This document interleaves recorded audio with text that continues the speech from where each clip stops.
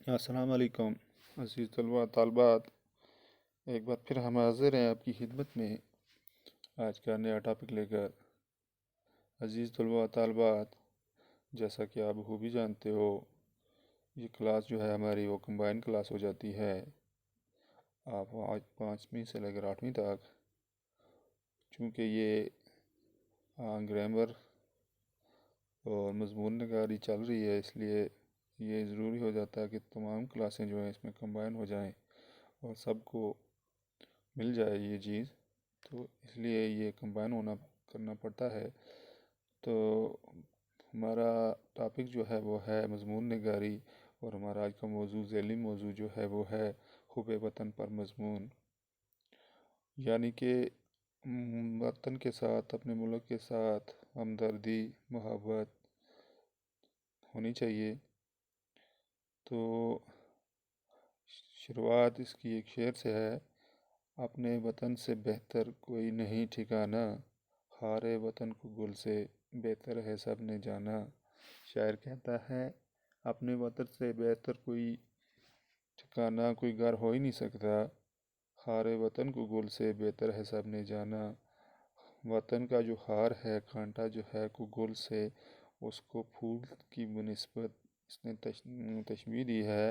کہتا ہے کہ خار وطن کو گل سے، وطن کا کانٹا جو ہے اس کو پھول کی بنسبت بہتر ہے سب نے جانا۔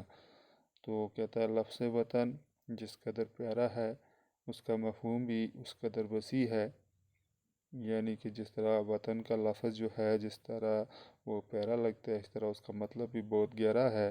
ایک پرندے کے لیے اس کا آشیانہ وطن ہے، ہاں ایک پھول کے لیے اس کی ٹہنی وطن ہے، ایک بچہ اپنے گھر کو ہی وطن سمجھتا ہے۔ کیا کہتا ہے؟ کہتا ہے ایک پرندہ جو ہے اس کا گھونسلہ، اس کا آشیانہ جو ہے وہی اس کا وطن ہے، ایک پھول کے لیے ایک اس کی ٹہنی جو ہے وہی وطن ہے، اور ایک بچہ جو ہے اس کو اپنا گھر کو ہی وطن سمجھتا ہے۔ نہ صرف انسان بلکہ ہر جاندار اپنے مقدس وطن پر جان چھڑکتا ہے۔ پرندہ اپنے آشیانے سے بچھڑ جائے تو بے حال ہو کر چلانے لگتا ہے، یعنی ہر جاندار میں وطن کی محبت کوٹ کوٹ کر بھری ہوتی ہے۔ وطن کا کانٹا پردیس کے پھول سے زیادہ پیارا ہوتا ہے۔ وطن کا کانٹا پردیس کے پھول سے زیادہ پیارا ہوتا ہے۔ اس کے کہنے کا مطلب ہے اگر انسان اپنے ملک میں نہ ہو، باید پردیس میں ہو، دوسرے کسی ملک میں ہو، وہاں پر اگر پھولوں کی سیج پر بھی لیٹا ہو یا بیٹھا ہو تو بھی اس کو اپنے وطن کا کانٹا جو ہے وہ اچھا لگتا ہے، کیونکہ اپنا وطن، اپنا ملک اپنا ہی ہوتا ہے۔ وطن کی یاد انسان کے دل میں ایسی نقش ہوتی ہے کہ ساری عمر مٹ نہیں سکتی۔ جس گھر محلے میں بچہ پلتا ہے اس کا چپا چپا اس کی ذہن میں نقش رہتا ہے۔ وطن کی محبت انسانی زندگی کا اعلیٰ ترین مقصد ہے۔ وطن سے محبت رکھنے والے لوگ کسی بھی انعام کی خواہش نہیں رکھتے، وہ اپنے وطن کی بہبود کے لیے ذاتی اغراض بے دریغ قربان کر دیتے ہیں۔ اس کے کہنے کا مطلب ہے یعنی کہ وطن کی خاطر اپنی جان بھی نچھاور کرنے سے پیچھے نہیں ہٹتے، وطن کے لیے مر مٹنے کو ہمیشہ تیار رہتے ہیں۔ وطن کی محبت وہ حلال نشہ ہے جس سے ہر چھوٹا بڑا سرشار ہو کر جان پر کھیل جاتا ہے۔ یہ پاکیزہ جذبہ قدرت کی طرف سے عطا ہوتا ہے۔ دین و ایمان بھی حب وطن کی تعلیم دیتا ہے، جیسا کہ حدیث شریف میں آیا ہے وطن کی محبت ایمان کا جز ہے، یعنی کہ ایمان کا ایک حصہ ہے محبت وطن کی۔ گویا حب وطن سے محروم انسان کے ایمان میں فتور ہوتا ہے، یعنی کہ وہ انسان جس کو اپنے وطن سے محبت نہیں، اس کے ایمان میں فتور ہے، یعنی اس کا ایمان پورا نہیں۔ علامہ اقبال نے کیا خوب فرمایا یا فرماتے ہیں: غربت میں ہوں اگر ہم رہتا ہے دل وطن میں، سمجھو وہیں ہمیں بھی دل ہو جہاں ہمارا۔ ان کے کہنے کا مطلب ہے اگر ہم غریب ہوں، اگر ہم غریبی کی حالت میں ہوں، اگر ہمارا رہتا ہے وطن دل وطن میں، غربت میں ہوں اگر ہم کہتا ہے اگر ہم غریبی میں ہوں تو بھی ہمارا دل وطن میں ہی رہتا ہے، سمجھو وہی ہمیں بھی دل ہو جہاں ہمارا، اور کہتے ہیں ہم بھی وہیں پر ہیں جہاں پر ہمارا دل، یعنی کہ اپنے ملک کے اندر موجود ہے۔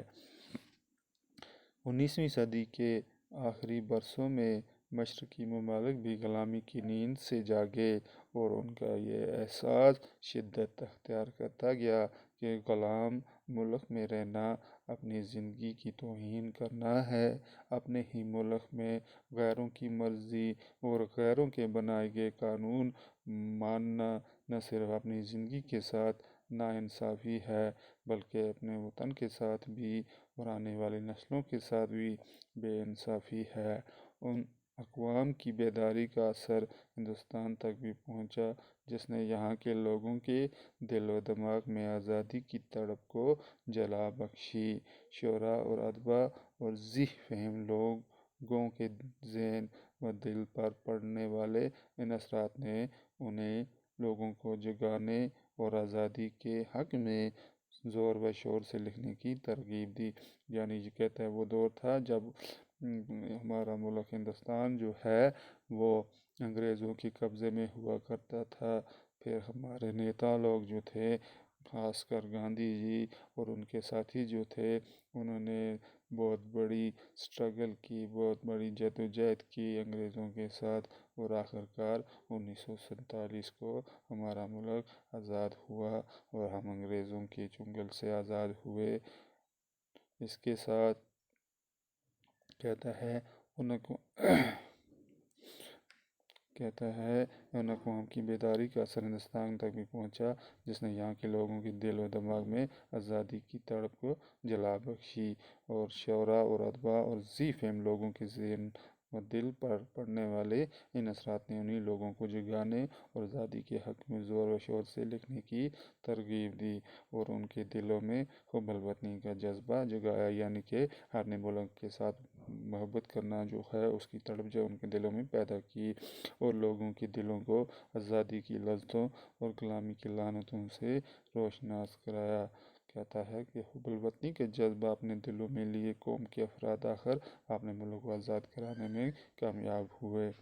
تاریخ عالم محبان وطن کے کارناموں اور قربانیوں سے لبریز ہے، بھری پڑی ہے۔